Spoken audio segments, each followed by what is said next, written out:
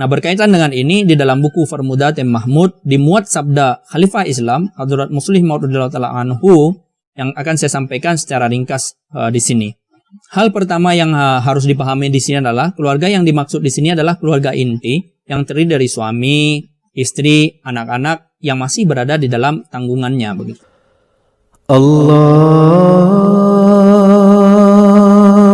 Akbar, Allahu Akbar.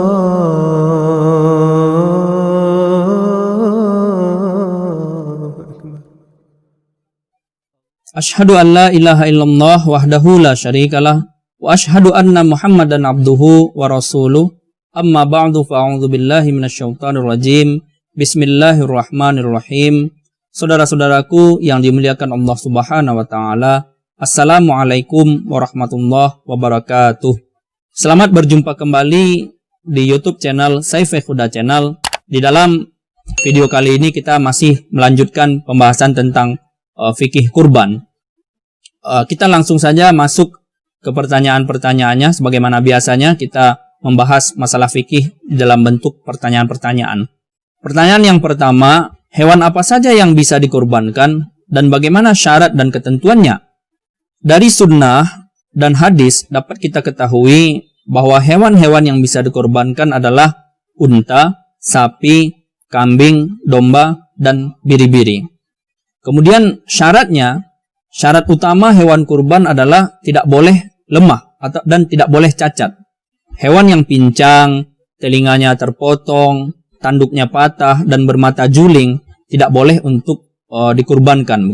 Nah, begitu juga hewan yang sakit dan lemah juga tidak boleh untuk dikurbankan. Nah, intinya untuk kurban adalah hewan yang sehat, hewan yang sempurna begitu, secara fisik.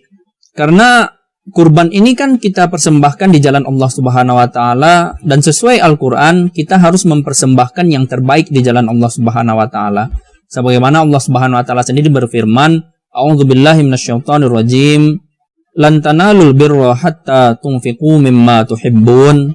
Sekali-kali kamu tidak akan mencapai kebaikan yang sempurna sebelum kamu membelanjakan sebagian dari apa yang kamu cintai. Quran surah Ali Imran ayat 93. Jadi sesuai dengan ayat ini kita harus mempersembahkan yang terbaik untuk berkurban di jalan Allah Subhanahu wa taala. Dalam hal ini hewan yang kita persembahkan di jalan Allah Subhanahu wa taala itu adalah hewan yang terbaik begitu. Nah, kemudian bagaimana ketentuannya? Untuk kambing, domba, dan biri-biri biayanya ditanggung oleh satu orang. Tidak boleh urunan begitu, tidak boleh kolektif. Nah, ada juga sebagian orang yang berpendapat bahwa berkurban itu bisa urunan, berkurban kambing itu ya, kambing, domba, dan biri-biri juga bisa urunan gitu. Nah, ini tidak diizinkan oleh syariat. Kalau untuk kambing, domba, dan biri-biri tidak boleh urunan, hanya dibiayai oleh satu orang gitu. Nah, untuk kambing dan biri-biri minimal usianya 1 tahun, sedangkan domba kalau misalnya gemuk, kalau misalnya dombanya besar begitu, maka boleh 6 bulan. Maka boleh domba yang minimal usianya 6 bulan. Nah, awalnya saya agak bingung juga bedain antara biri-biri dan domba gitu. Menurut sebagian orang biri-biri dan domba itu sama aja. Sementara di dalam sumber lain saya lihat biri-biri dan domba itu memang sama, tetapi berbeda secara fungsinya. Jadi kalau domba itu khusus untuk pedaging katanya, dan biri-biri khusus untuk woolnya, untuk bulunya begitu. Mungkin semacam ayam petelur dan ayam pedaging lah, wallahu alam. Tapi bagaimanapun juga untuk kambing tadi itu usianya minimal 1 tahun, kemudian untuk domba minimal usianya 6 bulan kalau misalnya dombanya gemuk, dombanya berbadan besar. Kemudian kita masuk pada pembahasan tentang sapi. Nah, untuk sapi usia minimalnya 2 tahun. Jadi sapi yang bisa dikorbankan itu minimal usia 2 tahun. Dan biayanya bisa ditanggung oleh paling banyak 7 orang. Kenapa saya sampaikan di sini paling banyak 7 orang? Karena ada juga yang berpendapat bahwa sapi untuk korban itu hanya boleh ditanggung oleh 7 orang. Tidak boleh lebih dan tidak boleh kurang. Pendapat seperti ini menurut saya kurang tepat. Betul untuk biaya kurban sapi itu paling banyaknya adalah 7 orang. 7 orang yang berbeda maksudnya. Tapi bukan berarti kurang dari 7 orang tidak boleh kurban sapi. Nah, jumlah 7 orang ini adalah syarat jumlah maksimalnya gitu. Untuk lebih dipahami, saya akan coba menyampaikan kiasnya. Kalau kita lihat, jumlah minimal yang membiayai korban kambing adalah 1 orang. Tidak boleh urunan. Tapi bukan berarti 1 orang tidak boleh berkorban 2 kambing. 1 orang bukan berarti tidak boleh berkorban 3 kambing. Yang tidak boleh adalah satu kambing dikorbankan oleh 2 atau 3 orang, atau biayanya ditanggung oleh 2 atau 3 orang yang berbeda. Ini yang tidak boleh begitu. Nah, tidak ada larangan bagi 1 orang untuk mengorbankan 2, 3 atau 4 kambing. Entah diniatkan untuk sendiri, entah diniatkan untuk keluarga, itu pembahasan yang lain lagi. Kita akan bahas dalam pertanyaan atau soal selanjutnya.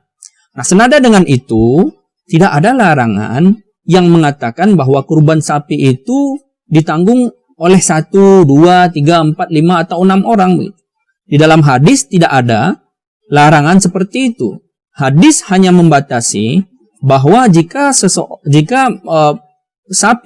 korban sapi secara kolektif, maka paling banyak orang yang bisa menanggung biayanya adalah 7 orang. Artinya 7 orang yang berbeda. Paling banyaknya hanya sampai 7 orang begitu. Tidak boleh lebih dari 7 orang. Nah, sebagaimana di dalam riwayat, kunna ma'a Rasulillah sallallahu alaihi wasallam fi safarin fahadaral adha fashtarakna fil baqarah sab'ah wa fil ba'iri asyarah.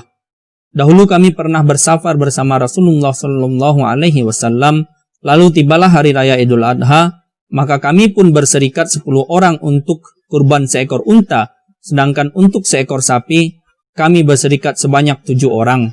Dari hadis ini jelas tidak ada kata-kata penekanan bahwa untuk kurban sapi itu harus 7 orang, tidak boleh kurang begitu.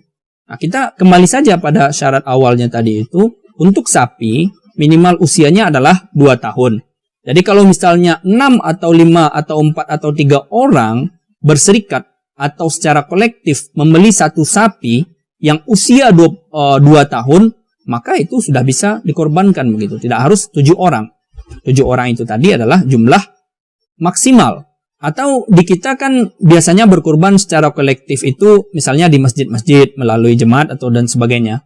Nah, biasanya ada panitia kurban, dan mereka panitia kurban ini biasanya sudah menentukan, sudah mematok harga kambing, mematok harga sapi dan sebagainya. Misalnya harga kambing 3 juta. Jadi sapi kalau 7 orang kan jadinya 21 juta begitu. Nah, kalau misalnya uang 21 juta ini bisa di-cover 5 orang, 3 orang, 2 orang atau berapapun, berarti ini sudah bisa dikorbankan. Sapi ini sudah bisa menjadi sapi kurban gitu. Syaratnya tadi adalah umurnya harus 2 tahun gitu. Misalnya satu orang memberikan uang sebanyak 3 kambing, ini 9 juta misalnya. Satu orang lagi memberikan 9 juta lagi, 3 kambing. Dan satu orang memberikan untuk 1 kambing, ya udah 3 juta. Kalau dijumlahkan kan udah 21 juta. Nah, maka dengan begini bisa untuk dikorbankan. Di orangnya tidak harus 7 orang yang berbeda begitu. Kalau misalnya semuanya orangnya berbeda, memberikan 1 kambing, 1 kambing, 1 kambing, maka jumlah maksimalnya hanya 7 orang. Tidak boleh 8 orang, tidak boleh 9 orang kolektif berkorban sapi seperti itu. Kemudian selanjutnya kurban unta. Nah, sebenarnya di negeri kita, di negara kita kan jarang sekali ya untuk berkorban unta ini. Tetapi sebagai pengetahuan perlu juga saya sampaikan di sini, untuk usia unta minimal 3 tahun. Kalau sapi tadi kan 2 tahun. Nah, unta minimal 3 tahun. Nah, sedangkan jumlah maksimal yang bisa menanggung biaya pengorbanan unta ini banyak perbedaan juga, berbeda pendapat juga para ulama fikih. Ada yang mengatakan 10, ada juga yang mengatakan 7 orang begitu. Nah, kalau kita merujuk pada hadis yang saya sampaikan di atas tadi, maka jumlah maksimal yang bisa menanggung satu unta adalah 10 orang. Nah, kita tidak akan membahas tentang pengorbanan unta ini terlalu jauh. Untuk keterangan jumlah orangnya sama dengan keterangan yang saya sampaikan tentang sapi tadi. Bisa lihat di atas tadi. Kemudian kita langsung masuk pada pertanyaan yang selanjutnya. Apakah satu hewan kurban bisa untuk satu keluarga? Pertanyaan ini cukup banyak ditanyakan. Banyak yang menanyakan secara pribadi juga kepada saya. Mungkin pemirsa semua, saudara-saudara semua juga ada yang bertanya tentang hal ini, dapat saya sampaikan bahwa menurut fikih Ahmadiyah berdasarkan hadis dan sunnah Rasulullah SAW, satu hewan kurban bisa diniatkan untuk keluarga begitu. Nah, ini berkaitan dengan ini kita banyak jumpai di dalam hadis, banyak kita jumpai di dalam sunnah. Salah satunya yang akan saya sampaikan di sini tentang hadis Rasulullah SAW tentang riwayat yang menyatakan bahwa Rasulullah SAW berkorban untuk keluarganya juga begitu. Namun karena hadisnya terlalu panjang, saya akan sampaikan artinya saja di sini. Diriwayatkan dari Jabir radhiyallahu taala anhu, ia berkata, "Aku ikut bersama Rasulullah SAW pada hari Idul Adha di musalla, lapangan tempat sholat. Setelah selesai khutbah, Rasulullah SAW turun dari mimbar, lalu dibawakan kepada beliau seekor kambing kibas. Lalu Rasulullah SAW menyembelihnya dengan tangannya, seraya berkata, Bismillah wallahu akbar. Ini adalah kurbanku dan kurban siapa saja dari umatku yang belum berkurban." Senada dengan ini, dalam hadis lain diriwayatkan juga bahwa Rasulullah SAW biasa menyembelih 2 kambing atau domba di hari raya kurban. Satu atas nama beliau dan keluarga beliau, dan satunya lagi atas nama umat beliau yang tidak sanggup berkorban. Bahkan kemudian Rasulullah SAW sendiri mewasiatkan kepada Hadrat Ali radhiyallahu taala anhu untuk melanjutkan sunnah beliau ini. Nah, dari hadis-hadis ini Rasulullah SAW telah mencontohkan bahwa dengan satu kambing kibas atau domba, kambing kibas itu semacam domba, beliau berkorban atas nama keluarga beliau, dan yang satunya lagi untuk seluruh umat beliau yang tidak sanggup berkorban. Nah, namun ini juga tidak berarti bahwa menggugurkan kewajiban berkurban bagi umat beliau yang mampu gitu. Nah, berkaitan dengan ini di dalam buku Farmudatim Mahmud dimuat sabda Khalifah Islam Hadrat Muslih Maud radhiyallahu taala anhu yang akan saya sampaikan secara ringkas di sini. Hal pertama yang harus dipahami di sini adalah keluarga yang dimaksud di sini adalah keluarga inti yang terdiri dari suami, istri, anak-anak yang masih berada di dalam tanggungannya begitu. Nah, misalnya seseorang punya istri, kemudian ada anak-anak yang masih berada di dalam tanggungannya, maka dia cukup berkorban 1 kambing dengan niat semuanya begitu, dengan memasukkan semuanya di dalam niat pengorbanannya.